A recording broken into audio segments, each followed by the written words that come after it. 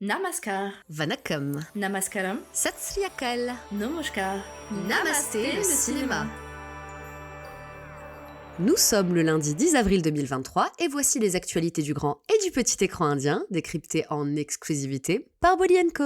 Hello Asma, ça va? Salut Elodie, ça va plutôt bien cette matinée ensoleillée. Pour autant, je fais grise mine. Oula, que se passe-t-il très cher? Tu n'es pas sans savoir que je suis une fervente utilisatrice de la plateforme de streaming Spotify. Je m'étais d'ailleurs abonnée il y a quelques années face au catalogue important de chansons indiennes proposé par le service. Moi aussi, même si je ne suis jamais passée à la version payante. Oui, il y a encore des gens qui écoutent les pubs. C'était bien d'avoir une seule et même plateforme qui réunissait tous les univers musicaux que j'adore. Passer de Sukhvinder Singh à Céline Dion en un clic, c'est magique. Oh, de fou! Et en plus, il y a de super podcasts, notamment le nôtre. En effet. Cela dit, tu as dû constater que depuis quelques semaines, plusieurs chansons de tes playlists indiennes avaient tout bonnement disparu. Oui, c'est vrai. Alors il m'est déjà arrivé de ne pas trouver une chanson ou un album, mais pas de voir la moitié de ma playlist grisée. Sur le coup, j'ai cru à un bug du système avant de voir sur les réseaux sociaux que je n'étais pas la seule concernée. Eh bien, figure-toi qu'en fait, le label The Music Company et Spotify ne seraient pas parvenus à un accord de licence satisfaisant pour la société indienne. Ce qui a eu pour conséquence simple et rapide de voir toutes les chansons de leur catalogue disparaître de la plateforme. Et c'est ferme et définitif? Il semblerait que Spotify tente de nouvelles négociations prochainement, mais tant qu'un compromis ne sera pas signé par les deux parties, on peut s'asseoir sur des chansons comme Zalima de Rahis, Mehram de Jersey ou encore Tumkeshwari de Bediya. Franchement, c'est tellement dommage. Je te rejoins, si bien que dès que j'ai appris la nouvelle, je suis passée chez la concurrence. Hors de question de me priver de ma dose quotidienne de musique déci. Contrairement à toi, Asma, je reste encore fidèle à Spotify, car ce petit problème de contrat n'a pas forcément impacté mes playlists du Sud. Oui, j'ai des playlists Collywood, Mollywood et même Tollywood, et certaines contiennent plus de 10 heures de musique. Wow. Après vérification, elles sont encore en bon état. Je vais donc garder espoir et croiser les doigts pour qu'un accord soit trouvé. Amen. De mon côté, je garde Spotify sous le coude pour tous les podcasts dont je raffole, et je vous invite à faire de même pour ne manquer aucun de nos épisodes. Ou à rejoindre d'autres plateformes sur lesquelles vous pouvez nous retrouver, comme Amazon Music, Apple Podcast et Google Podcast. Et dans le pire des cas, tous les épisodes de Namasté le cinéma sont disponibles sur YouTube, sur la chaîne officielle de Bolly & Co. Alors, je préfère te le dire de suite, aucune nouvelle sortie ciné n'est à signaler. Cependant, plusieurs films continuent leur parcours dans les salles françaises cette semaine. D'abord, Dilwale Dulhania Le Jayenge est toujours projeté dans plusieurs cinémas grâce à Friday Entertainment. Chez United Film, c'est Patutala qui entame sa seconde semaine d'exploitation. Enfin, du côté du distributeur DC Entertainment Paris, les métrages Vidutalai et Bola poursuivent leur course au cinéma. L'occasion pour certains d'entre vous de caler quelques séances de rattrapage. En SVOD, retrouvez la série événement de Vikramaditya Modvane, Jubilee sur la route de Bollywood, qui revient de façon fictive sur le cinéma indie des années 40, et ce depuis le 7 avril sur Prime Video. Et la série est à la fois sous-titrée et doublée en français. Franchement, on a l'impression que la plateforme mise de plus en plus sur ses créations originales indiennes, avec une distribution plus propre à destination du public français. Ça fait plaisir, d'autant que les critiques de Jubilee sont d'ores et déjà dithyrambiques, alors clairement, il n'y a plus qu'à foncer. J'ai lancé la série et pour l'instant, c'est vraiment pas mal. 2023 est clairement l'année des révélations dans le format de la web-série. On est très loin des créations qui apparaissaient sur YouTube. C'est là-bas que le format des web-séries a vraiment démarré en Inde. Et quelle évolution depuis! Mon Dieu, oui!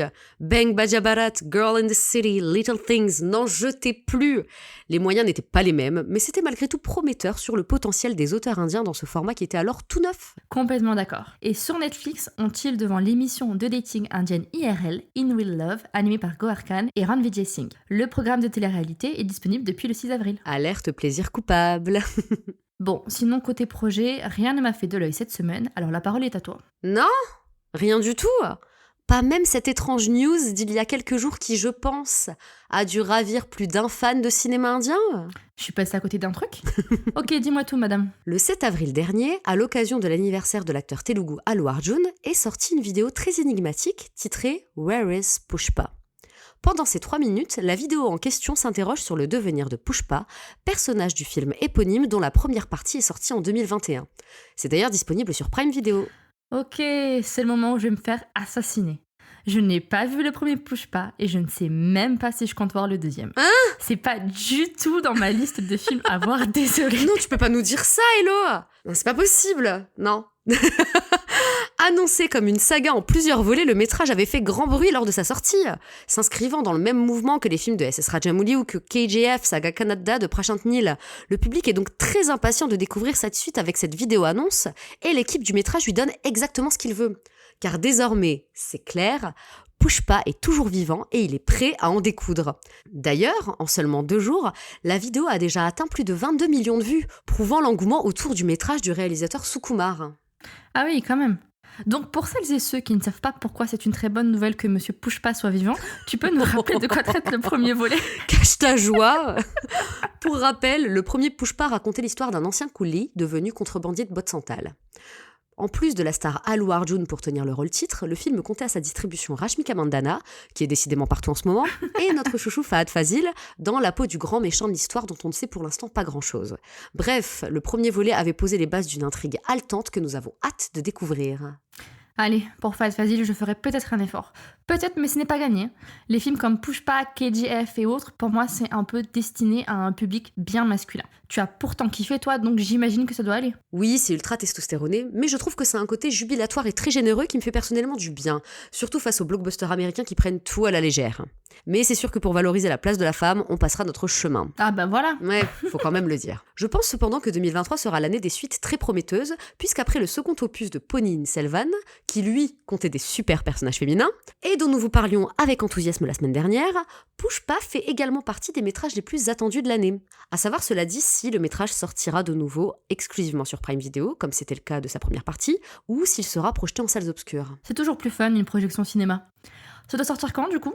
Pour l'heure, pas de date de sortie officielle, mais il semble que le film soit prévu entre fin 2023 et début 2024.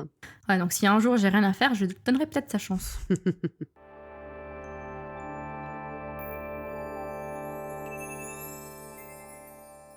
Et c'est tout pour aujourd'hui, merci de nous avoir écoutés. C'est sur la mélodie de Tone Mohangal du film Malayalam Adi que l'on se quitte. L'occasion pour moi de vous rappeler que ce drame avec Shine Tom Chacko et Ahana Krishna dans les rôles principaux sortira en Inde le 14 avril prochain. Le métrage est notamment produit par Wayfarer Films, géré par l'un de nos acteurs favoris, Dulquer Salman. Cœur sur toi, Duldul. On t'aime.